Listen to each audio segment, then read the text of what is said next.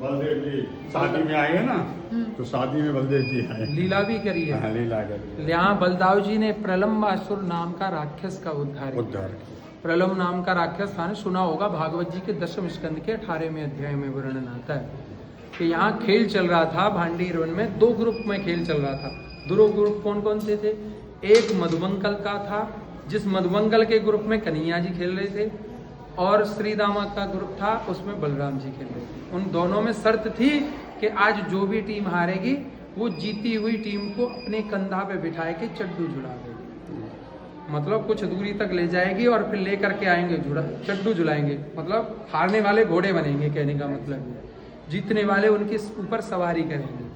तो ऐसा ही जब खेल स्टार्ट होने वाला था तब प्रलम्बासुर ने एक सखा का भेष बदल लिया। उस समय बलराम जी ने भी कन्हैया स्वरूप धारण कर रखा था। वो ये नहीं पहचान पाया अब कौन सी टीम में जाना है। उसने स्वरूप तो बदल लिया, सखा का बना लिया भेष। अब सखा का स्वरूप बना करके वो कन्हैया के साथ ही खेलने लगा, कन्हैया जी की टीम में सम्मिलित हो गया। अब जब कन्हैया जी की टीम में सम्मिलित हुआ, अब आपस में दाव पे चले, तो क्या हुआ कि कन्हैया जी की पारी हार गई। अब कन्हैया जी की पारी हारी। अब कहते हैं ना, खेलत में को का सैया बोले, कोई का को भैया ना भैया जाट में तो सब घोड़ा बनो। तो कन्हैया जी स्वयं घोड़ा बने। तो कन्हैया जी के कंधे पे श्री दामा सखा बैठ गए, ऐसी सबके कंधे पे बैठने लगे। तो जब प्रलम्बासुर जो सखा का स्वरूप बना रखा था उसकी बारी आई, तो उसने दाऊ जी को अपने कंधे पे बिठा लिया। तो कुछ दूर तो उनको सबके साथ में लेकर के चलने लगा, फिर कुछ दूर बाद विपरीत दिशा की तरफ भागने लगा। उसने जब देखा मौका कि आज तो चलो, उसको ये तो पता चल गया था कि मैं कन्हैया के साथ तो खेल रहा हूँ, अब तो जी बड़ा भैया आया, पर कोई बात नहीं। उसने मन को एक सांत्वना दी। उसे ये पता था बलराम जी बड़े ही बलवान हैं। सब जितने भी असुर थे सब दूर दूर भागते थे, बलराम जी से डरते थे। एक दिन कन्हैया जी से प्रश्न भी किया था। बलराम जी ने बोले, एक बात बता भैया कन्हैया, तू एक बात बता, मेरे से एक भी असुर आकर के मिलता ही नहीं। मेरी इच्छा तो है कि एक आध हाथ तो रह जाए। बोले भैया आपसे डरते हैं सब, आप पता है आपको बड़े बलवान हो, आपको तो देखते ही कांप जाते हैं। बोले अच्छा। तो बोले कन्हैया, जब ही तो उन्होंने स्वरूप ही चेंज कर लिया। बोले देख कन्हैया, तेरो मेरो स्वरूप 100 होगा तो पहचान ही नहीं पावेगा कौन सो कन्हैया है कौन बलराम जी। तो यहाँ वो स्वरूप था, वो कन्हैया स्वरूप में विराजमान थे। तब बलराम जी को लेकर के भागने लगा। अब भागते भागते बलराम जी ने कहा, देख हमारा कन्हैया और सखा तो उधर जा रहे हैं, तू वो लेके कहाँ जा रहा हो। अब जो सखाओं को पता चलने लगा तो कन्हैया जी से कहने लगे, देखो हमारे बलराम भैया ले गो, देखो कोई हमारे साथ में असुर था।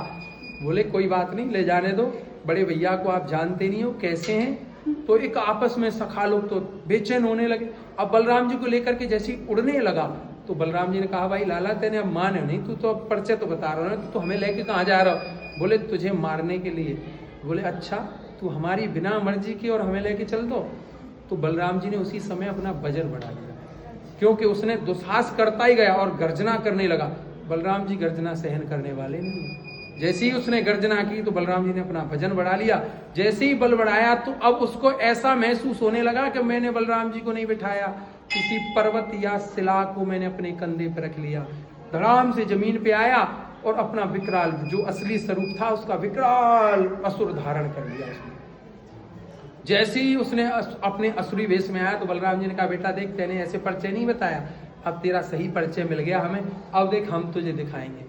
बलराम जी ने एक मुक्का बना करके एक खींच के दिया और एक ही में उसका प्राणांत कर दिया। बोलिए दाऊ से दयाल।